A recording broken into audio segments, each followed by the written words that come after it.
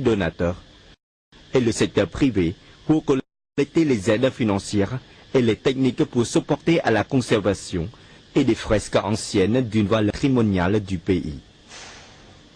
Ce qui est dans le cas du temple bouddhiste de la pagode Bakong, situé à environ de 15 km du chef-lieu de la province de Siem Reap.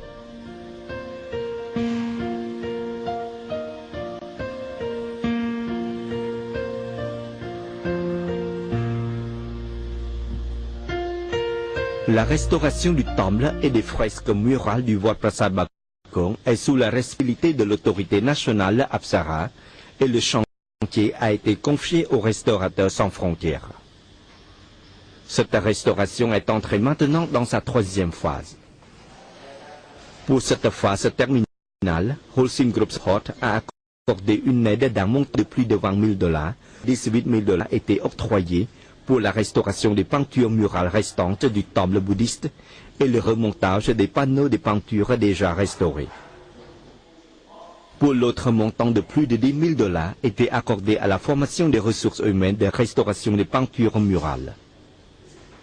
Pour la compagnie Holcim Group Support, les fresques murales de Wat Prasat Bakong ont une valeur inestimable et que ces fresques doivent obligatoirement être conservées pour les jeunes générations.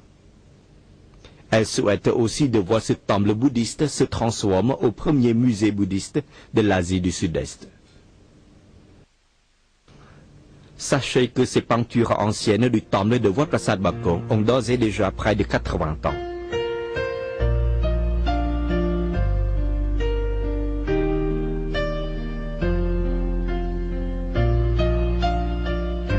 La restauration de ces peintures anciennes est un travail très minutieux pour tous ces artistes. Des artistes qui sont très expérimentés et compétents en peinture ancienne.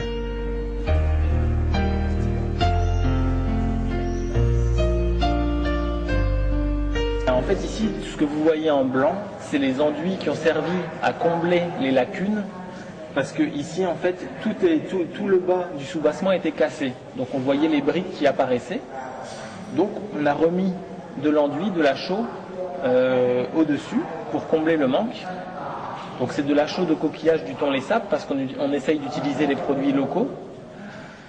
Et alors là, pour expliquer en fait la démarche de la restauration du temple du Bakong, on va faire en fait le soubassement en plusieurs étapes. C'est-à-dire qu'on va montrer aux gens comment on a fait. C'est-à-dire qu'on va pouvoir voir encore l'enduit qui a servi à combler les lacunes. On va voir également la retouche, comment on procède. On va voir une petite différence entre ce qui est d'origine ici et ce que nous avons dû refaire. Et Bung va faire les lignes en fait. On va vous montrer comment on a mis les traces, comment on a décalé les traces sur des exemples là-bas où les personnages sont en entier. On va le reproduire ici pour que les gens comprennent eh bien comment on réalise, comment est-ce qu'on fait pour retrouver parfois les dessins, les choses comme ça.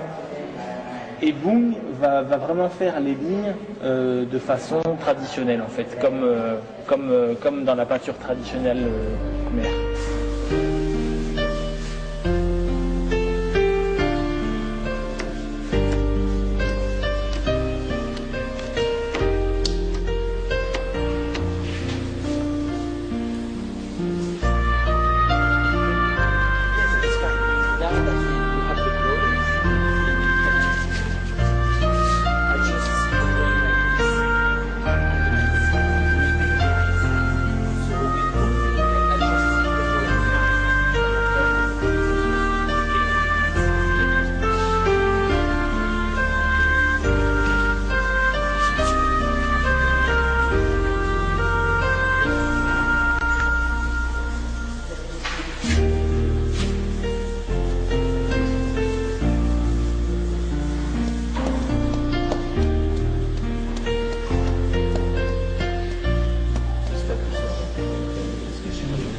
Chandy sur le plastique tout à l'heure, il a relevé au stylo les dessins. Parce qu'ici, il nous manquait la partie inférieure qui sont les jambes.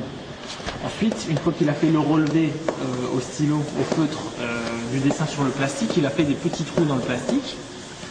Et maintenant, on vient en fait avec une poupée, on appelle ça une poupée, c'est un bout de tissu dans lequel on met des pigments. On va venir taper sur le plastique, comme ça les pigments vont passer à travers les trous et le dessin va s'imprimer en pointillé. Et c'est comme ça ensuite que Gung va pouvoir venir refaire les lignes pour avoir en fait un panneau témoin des différentes étapes de la restauration du temple. Pour restaurer ce temple bouddhiste et ses peintures murales, les spécialistes de Restaurateurs sans frontières utilisent leur professionnalisme et leur propre technique pour que ces murs et les peintures soient bien protégés. Bon, alors ici, on a une phase également très importante de la restauration du temple du Bakong. Ce qui s'est passé en fait, c'est qu'avec la mauvaise étanchéité du toit, il y a eu des infiltrations d'eau qui ont pénétré à l'intérieur des murs entre la couche picturale et le mortier de base. Donc ces infiltrations d'eau, elles ont créé des espaces vides avec le temple.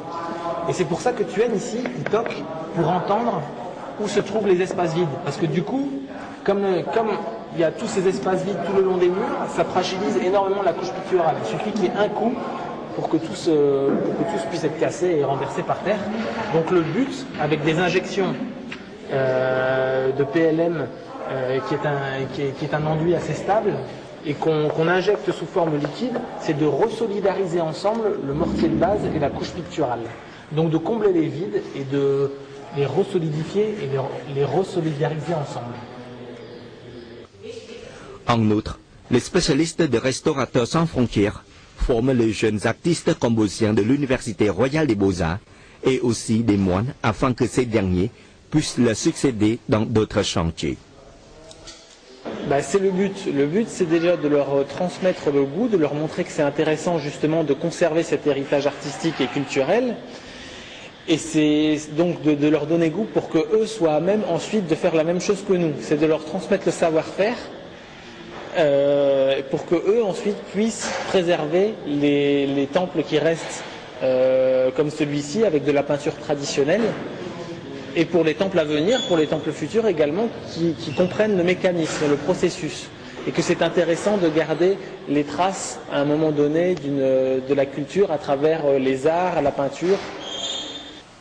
Pour ces artistes et ces moines, c'est une fierté d'avoir participé à la restauration des fresques anciennes de Wat Prasat Bakong. Pour moi, c'est une nouvelle carrière. Je vais prendre des efforts dans cette carrière de restauration de ces peintures anciennes afin de pouvoir continuer à restaurer les autres peintures anciennes dans des autres pagodes du royaume. Ces pagodes ont les mêmes peintures qui sont menacées de disparaître. J'ai vraiment la fierté de pouvoir participer dans le chantier de la restauration et la conservation des peintures anciennes dans cette pagode. J'ai reçu et partagé les nouvelles techniques et la culture avec les spécialistes étrangers. Il y a aussi les autres choses intéressantes que j'ai appris ici. J'espère que ce projet pilote de la restauration de ces peintures marche très bien et qu'on pourrait le développer dans les autres pagodes du royaume.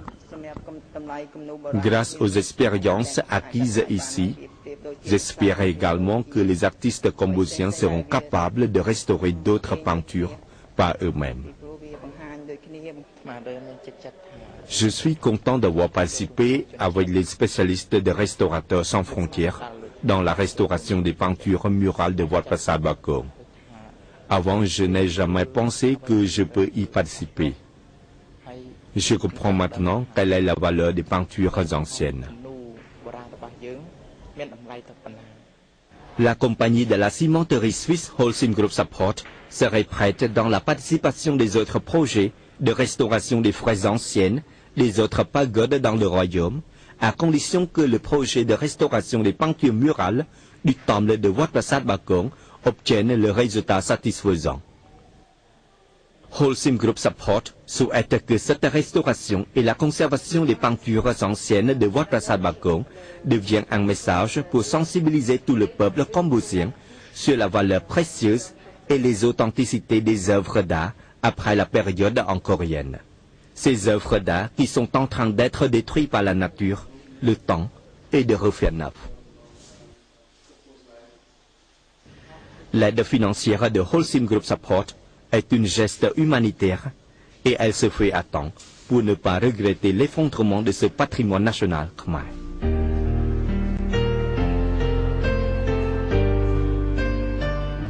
C'est la fin de ce journal. Merci de votre fidélité et restez avec nous sur TVK. Au revoir.